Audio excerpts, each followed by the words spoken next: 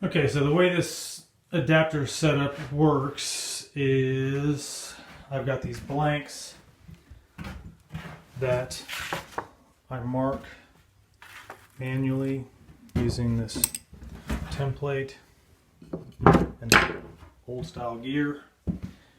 I've got all these specific drill bits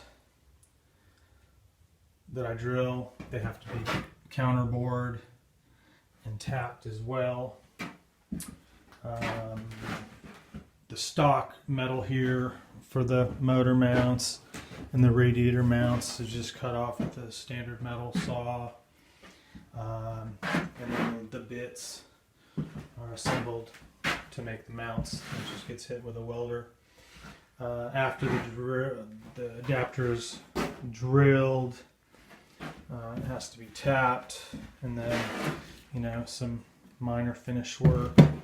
And I've got the pieces here that I can use for just referencing, make sure that everything's fitting right, that my slave cylinder clearance is good, and I can test fit all of this stuff. I can bolt the adapter up to the transmission, make sure that that's all good before I send it out, and likewise with the Nexus bell housing, I can cross-reference all of the holes and just check fit, make sure that everything's dialed.